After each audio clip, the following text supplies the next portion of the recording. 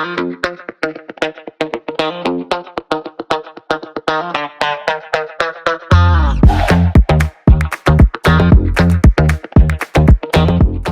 everybody, this is Jeff from Oli Builds. Today we're taking a look at dust collection around the miter saw station. There are a multitude of options of how to do this, including elaborate and very expensive ways, with loud and large machinery. But the best dust collection system that you can get is the one that you will actually use. And for many woodworkers, that is something that is cheap and easy to get and easy to set up. And in this case, includes a reminder so that you use it for every single cut.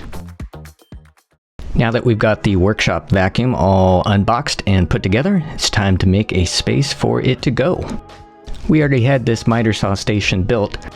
It had a 2x4 frame that went all the way around for the base of the saw. And honestly, this front little piece here was not needed, so we're gonna go ahead and take this part off. Just remove a couple screws here and we'll have this thing out in a jiffy.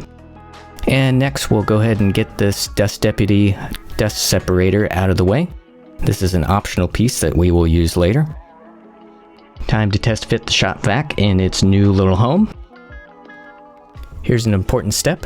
We take the vacuum and we plug it into a power strip that is dedicated for the vacuum and the one tool that will be run with the vacuum. Time to move some stuff out of the way to make room for the new dust collection system. As mentioned, the Oneida Dust Deputy here is a dust separator. This is an optional piece of equipment. You can actually hook up the vacuum directly to the miter saw, but what this does is actually remove 99% of the dust before it reaches the vacuum's bag, so you'll have to replace the vacuum bags less often. I believe it also makes the filter on the vacuum work less hard, and we found it works quite well.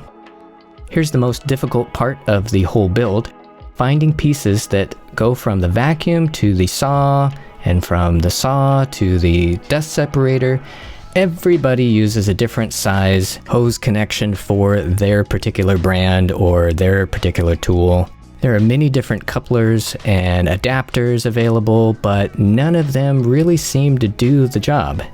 We'll get back to our solution here in a minute.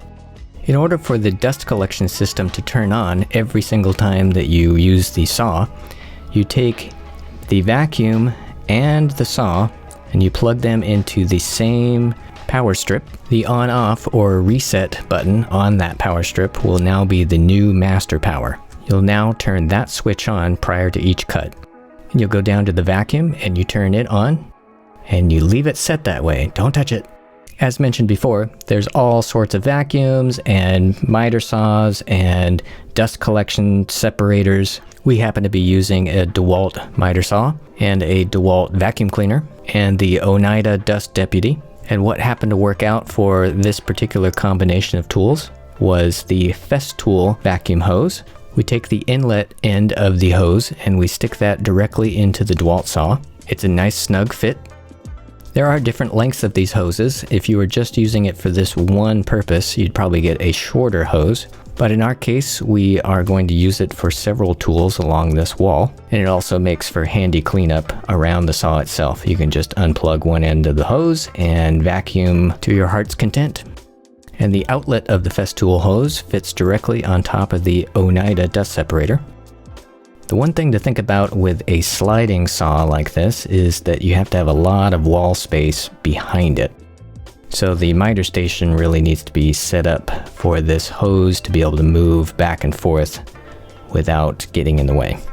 And now the next thing you have to consider is the placement of that power strip. Everything looks good to go here, so we'll go ahead and take it for a test run. Just turn on the master power at the power strip, and the vacuum is already set to the on switch, so it's ready and running. And I think that's important too, so that the vacuum is already up to full speed before it's having to do the work. Now that the test is over, we'll go ahead and turn off the power to both the saw and the vacuum. What's great about this simple system is that you don't have to reach underneath here to go turn the power on and off at the vacuum. And since the saw is also plugged into the same power strip, it ensures that you use the dust collection system every time you run the saw. If you're making a whole bunch of cuts all in a row, the vacuum just stays on and you just go about your business. Today's video is sponsored by the Los Angeles Rams. No, it's not. Come on, you guys. Where did we even get this pencil? This is Seahawks territory. Okay then, let's take a look at the dust in the bucket. Yep, checks out. Dust separator is doing what it's supposed to. The vacuum is doing what it's supposed to. The miter station is ready and rocking. So what about that space over to the right? Let's see here. We're gonna do something over here, but wait a minute, hold up. And that's how you smash your thumb. Congratulations. Boy, it doesn't look like much now, but man, that smarted. Anyways, we're just putting in a little dust collection unit here to catch anything that the vacuum doesn't get. We'll cover the details of that little cart in another video. As mentioned earlier, you can take the hose off of the miter saw at any time and use it to vacuum the saw itself, which is quite convenient. And the hose is long enough too to reach out several feet around the miter station.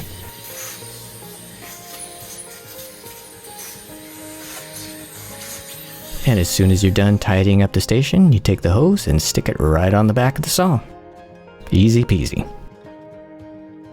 Back in the main shop, we've taken this Boeing surplus power strip that has this nice big red toggle switch on the front. And just like before, we take the vacuum and the saw and we plug those both into this front power. And this setup up here is really convenient because the button's right up front, you don't have to reach over the saw. And again, it's the same hose setup here, we just have less stuff in the way. We've made sure to set the miter station a little bit further back from the wall so that the hose has plenty of room to move side to side. And so the sliding mechanism on the saw also has plenty of room to move back and forth. What's different on this setup and why we have this nice long hose is that we can take the hose from the back of the miter saw and stick it into other tools that are nearby, just like this oscillating sander. So it's like a little miniature dust collection system between multiple tools. The miter saw makes a tremendous amount of dust, so the vacuum can't do everything. So we have this separate air handler here. Residual more fine dust gets collected through this first filter, and the discharge goes in this direction here, and then there's a second unit over by the table saw, and it collects the dust from the table saw and basically makes one continuous vortex around the shop. So the air movement goes from one to the other. And when the sun is shining through the windows, you can really see how effective this system is. As always, this is Jeff with Oli Builds, and sometimes Kennedy. Thanks again for hanging out with us today.